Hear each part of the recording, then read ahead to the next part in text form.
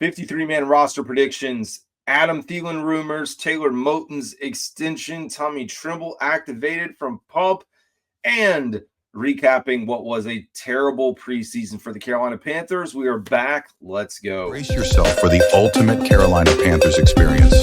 Welcome to Two Growls, One Roar, the podcast that hits harder than a Luke Kuechly tackle. We're diving deep into the heart of Panther Nation, bringing you unrivaled passion, insider takes, and pure gridiron fire. From Wilmington to the cosmos, this is your home for the fiercest football talk east or west of Charlotte. Welcome in, folks, to another edition of the Two Growls, One Roar podcast. Before we get too far into this episode, you may or may not have been wondering where I've been. Unfortunately, Dad passed away earlier this week. Got to spend a lot of time with him over those final days, and I put together a special episode on YouTube. If you're interested, like, you can go out and watch it. If not, I'm not going to push it on people, but we do have a 35+ minute episode dedicated to Dad. Had to say that because I did not publish it out on the audio podcast platforms. Have a strong feeling that some folks are probably wondering, where have you been? You put out so much content. If you are not following me on social media, now's the time to do it so that you can get plugged in when stuff like that happens along the way. X, YouTube, whatever it is. Anyways, folks, we are here to talk about football. And my gosh, well, folks, we are here to chop it up and talk football. And to be honest, it doesn't sound like over the past week that I missed that much. I mean, my gosh, what a terrible preseason. And I get it. I'm one of those people that kind of splits it 50-50, where I say, well, the preseason means nothing. But on the other hand, I also like to say, well, I'd like to win, and I'd like to just see who we are and what our depth looks like. And there have been so many things flying around. You go off of social and interactions for a week, but you still kind of monitor when you catch your breath to see what people are saying. And it's a crazy world on social. I'll tell you that, man. The way some people just continue to post and have an idea about this and that. And I'm so mad that they're not playing the starters again. I'm so mad that our defense is terrible. I'm so upset that the different coordinators of position coaches called the plays instead of Dave Canales, Ejiro Evero. I'm pissed that Bryce Young and the offense didn't play in another series against the Houston Texans. It just compounds. But folks, man, I got to tell you, just breathe a little bit. Like, relax, chill. Whatever you were pissed about at the time is over. It's done. Okay. So now we do move into the season. And as I record this is Saturday night, August 23rd. Cuts are right around the corner. And to be honest, I'm surprised the Panthers have not started to make some decisions, because training camp is over and the preseason has wrapped up. The last preseason game is in the books. If you want to get moving on preparation for Jacksonville, which I think most would probably want to do, if you're the Carolina Panthers, you got a little leeway to start doing that. I would anticipate they'd start to make some cuts. Just for me, because we've seen it with Pittsburgh and the Atlanta Falcons, a few other teams. Like, you're done. There's nothing else to do. I get it's Saturday and you still have a little more time to sit and wait. But in general, I think you have a good feeling with probably at least 10 or 15 of the guys that you know are not going to be around, and you can wait to make decisions, or they may just want to rip the Band-Aid off and do it all at once. That has been kind of a philosophy, I think, for the Panthers, at least last year. I believe if we go back and look, I think it was just like we're going to do it all at once versus doing it in quote unquote waves. And it's not waves like it used to be, of course, like cuts every week during training camp. But we're here, man. And yeah, I will admit though, like, the preseason to me was garbage, and I wanted a little bit more. I did. Not a great showing against the Browns, terrible showing against the Texans. And then I don't know what to take of the game against Pittsburgh the other night. You're not playing your starters really. So you get limited reps to some of the guys, Hunter Renfrow, Jalen Coker, but not a lot of stuff happening. I think it's more or less opening up some conversations about some of those bottom end roster spots, which we are going to talk about the 53-man roster today. Initial preview, prediction, analysis. We're going to talk about Adam Thielen, the trade rumors, my perspective, and the Taylor Moton extension, and then anything else that comes up along the way. But man, yeah, I mean, just like we said, recapping and I had been plugged in to a certain extent, went back and watched some of the clips. I did not personally say, like, I'm going to go back and watch. We watched most of the Texans game, or close to most of it, on, was that Saturday? Days run together. It was Saturday. And the game against the Browns, there wasn't that much to write home about. So, or excuse me, Pittsburgh from this previous, but the Browns as well. But we are now in a waiting game, waiting to find out what are the Panthers going to do. Lots of decisions to be made, and we will talk about that in the 53-man roster preview edition. Now, I will caveat my 53-man roster prediction is not as glued in as it normally is because I've been dealing with stuff over the last week and a half. So the opinions and takes that I give you may not be as crisp as it normally is for me because I've been a little bit unplugged, and that's life. And so obviously we're going to continue to progress with this show and move things up and continue to push forward as we grow. I mean, we're right on the cusp of 3,000 subscribers. Appreciate you guys as always, and I think we'll easily get there. We'll continue to pick up the momentum, and I will continue to deliver at the pace that we have.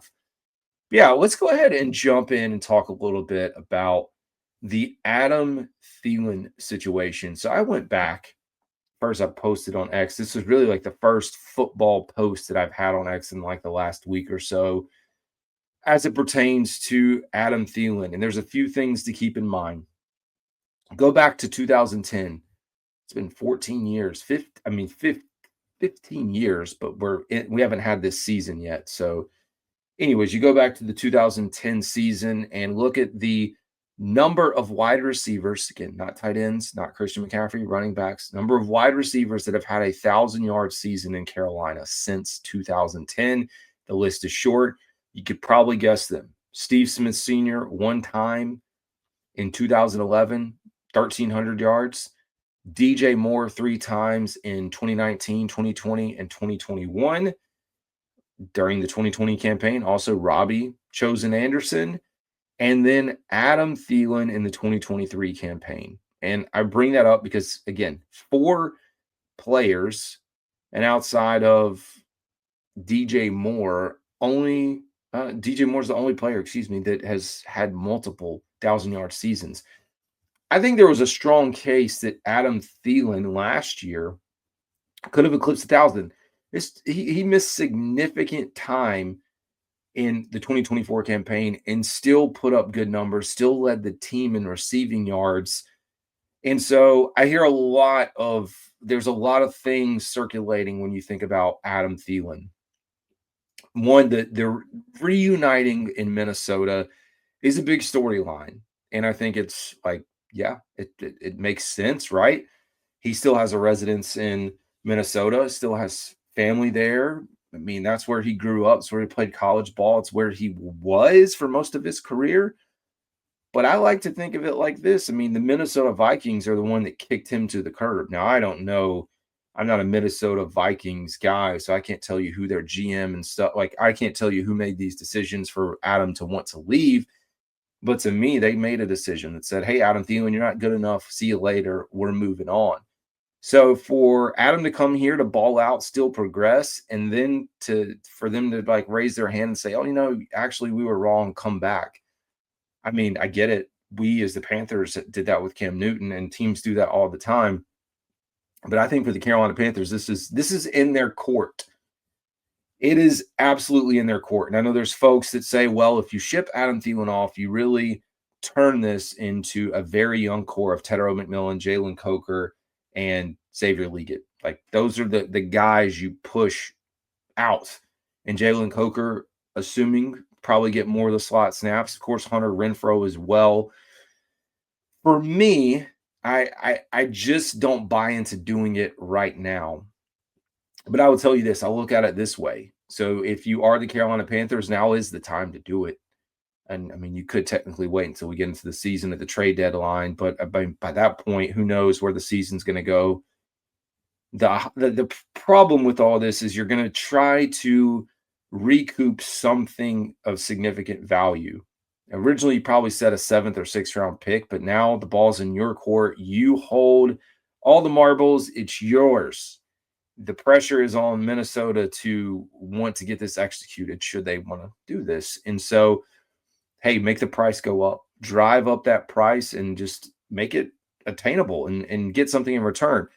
Where it makes sense to do this, or why it makes sense to do this, is this likely is Adam Thielen's last season. Sure, there's a chance he could play another year, but all the writing on the wall is that this is it. So if the Carolina Panthers, if you keep him, you get another year of Adam Thielen, the security blanket, the safety blanket for Bryce Young. So you still have that. And a lot of people don't want to lose that connection. A lot of people appreciate him. We know Thielen wanted to come back because of Bryce Young. You stack all those things and Dave Canales. So you have that in your favor. But should the Carolina Panthers decide to go ahead and move on, there's a good, like, you think about him retiring, you're not getting anything back for him if he retires. Whereas if you're building for the future and this is what you want to continue to do, you get these younger guys reps, and then you also in exchange hopefully get a decent draft pick or potentially defensive player. But I don't think the Panthers are going to get a defensive starter out of this. That's what you would hope for. I just don't think the Minnesota Vikings are going to want to give it up. So that's where I sit. Where I think the Carolina Panthers look at this, number one, remember they paid Adam Thielen more money this past offseason to reward him. They gave him a little bump. So I think this is Adam Thielen's decision to a certain extent, like maybe 60, 40, 70, 30. It's his decision. Does he want to go? And then can they work out the numbers and the logistics of all this? Because I say it's his decision because I feel like this front office, we know the wide receiver room's crowded. So if you look at it and say, hey, Adam, do you want to go back to Minnesota? We will gladly allow you to do it. We'll see what we can work out. I think it's his call. Like, I don't think they ship him off unless Adam absolutely wants to be back there, which, I mean, like we said, it's where his career was. It's where he saw his success. So why not? I mean, it makes sense. It just makes a lot of sense in general. But I don't think the Panthers do it unless he is willing or wants to, like, raise his hand and say, let's figure this thing out. So that's where I sit. So I can make a case for doing it and the case for not doing it. I don't know that there's a wrong decision in all of this. I really don't. Like, if you keep him and you just, know you have what you have, I think that's okay. I think keeping him and letting him play, and then seeing, the thing is, you also have to worry about injuries. That's always a possibility, especially at his age, and he suffered the injury last year. So you have that in the back of your mind. Do you wait a little bit? Get into the season. Let's see how some of these other guys are developing. Let's see how the other players around in the receiving core look. And then maybe you make a decision to move on. It's a possibility, but it's, in a way, it's a little bit wild, but they are banging down the door to try to get this over, to make it happen.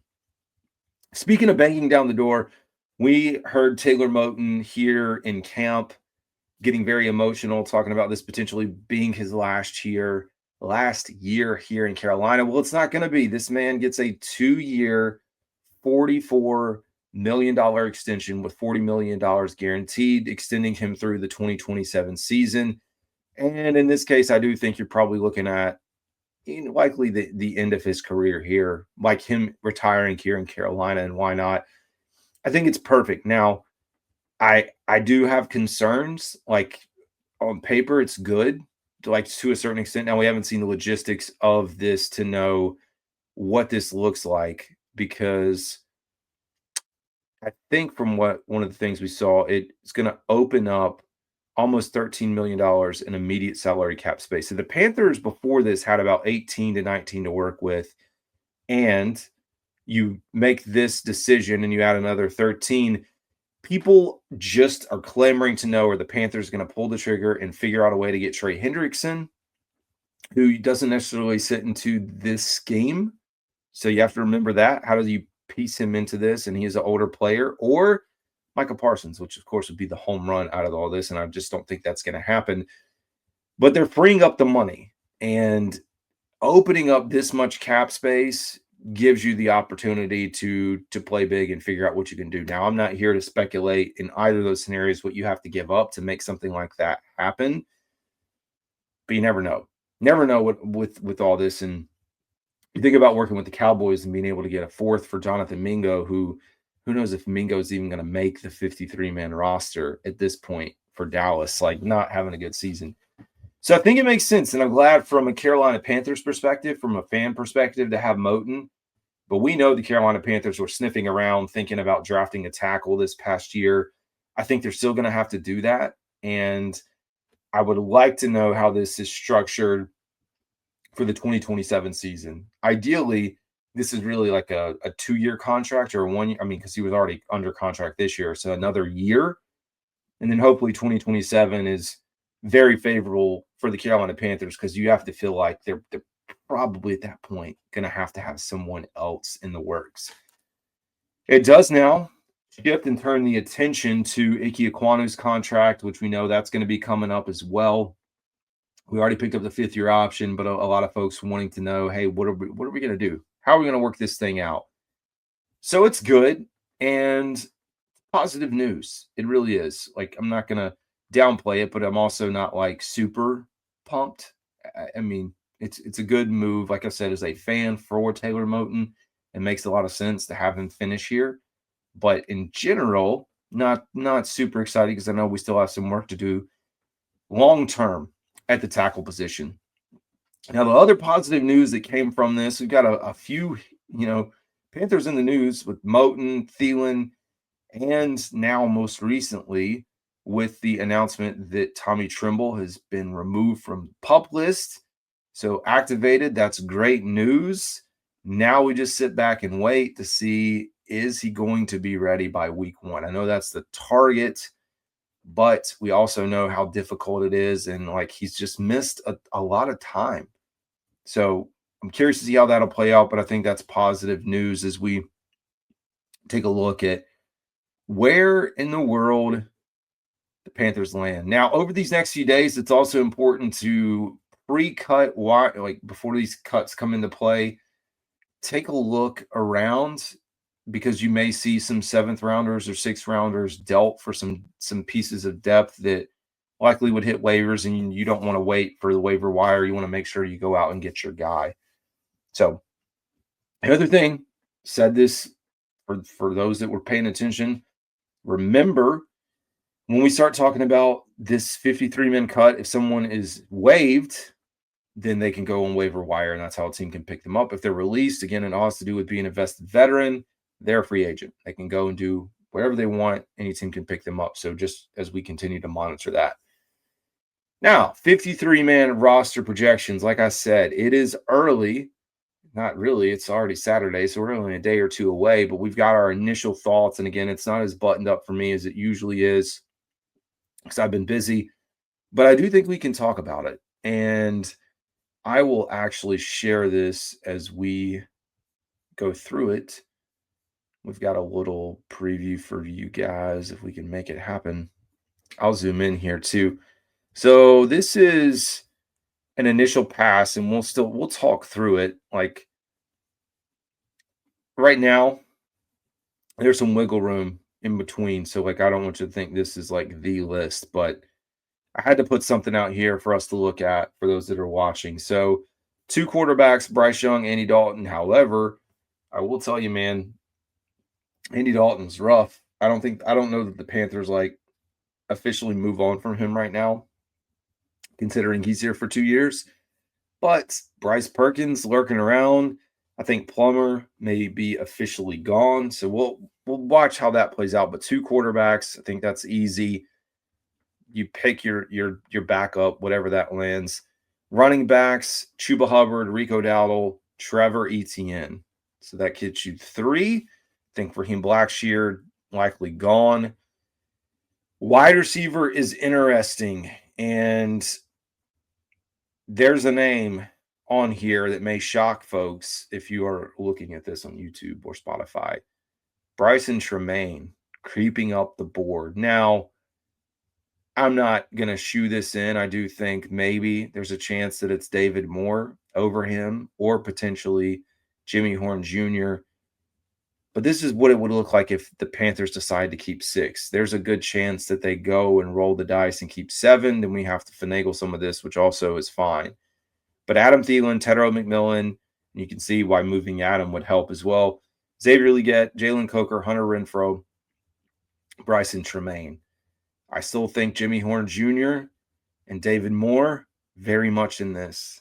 I just don't know where they fit, and considering how many, the drop off of Jimmy Horn Jr. and his snap count and all that, I don't know that I'm sold all the way on Jimmy Horn making the final cut. So we'll see, man. It's going to be it's a tough decision, and I'm glad I don't have to make it. Tight ends, we have JT Sanders, Tommy Tremble, Mitchell Evans, and then James Mitchell. Although I like Dominic Daphne, man, he's made quite a few plays. We'll see how that pans out. Offensive line, 10 at the moment, but that's also one where you could drop down to 9 very easily, and that would open up a receiver spot. So Icky, Taylor, Robert Hunt, Damian Lewis, Austin Corbett, Yash. Yash didn't have a great preseason. Brady Christensen, Cade Mays, Chandler Zavala. So Jarrett Kingston would be potentially someone that you carry for that final 10 spot. I think that they may likely lean to keep 9. On the defensive side of the ball, Derek Brown, Bobby Brown III, and this is the line: Turk, A'Shawn Robinson, Shai Tuttle, and this is another one like Crumity if he doesn't make it, and then Cam Jackson, but I have Crumity in that mix right now. But you could possibly remove Crumity from this mix, or Cam Jackson. There's no guarantees with this back end of the roster where these guys sit, but always potential there.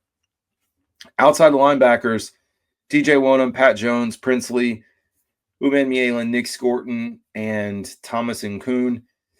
So I have him over DJ Johnson. We'll see how it plays out. And again, it's all a numbers game. Should they decide to keep 6, you have DJ Johnson in the mix. But I will tell you, I hope the light goes off, because I just haven't been that impressed. And again, it's limited for what I've been able to see, but I've not been that impressed with our outside linebacking core. Inside the linebackers, Christian Roseboom, Trevin Wallace, Jacoby Wyndham, Claude Charles, 4.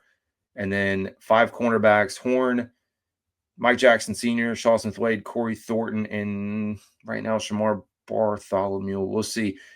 I think there's a good chance that the final 2 or 3 spots on the game day roster, it's not really game day because you only carry about 48, 49. But anyways, the final 53 that we really know, I think your final 2 or 3 spots may be on another team right now. That's just the way I see it and the way things have worked. Safety: Trayvon Merrick, Lathan Ransom, Damani Richardson, Nick Scott. We'll see who ends up starting. And then right now, the edge to Ryan Fitzgerald, his kicker. We'll see. Sam Martin, of course, and JJ Jansen. That is your 53. We'll get me back on the screen for you guys. 53-man roster prediction for the Carolina Panthers. So early, I'm sorry it's not as in-depth and haven't been as in tune, but sorry, guys, life happens and things have been very busy for me, as you might expect. So anyways, folks, you know what? I got to say, Panthers better figure it out.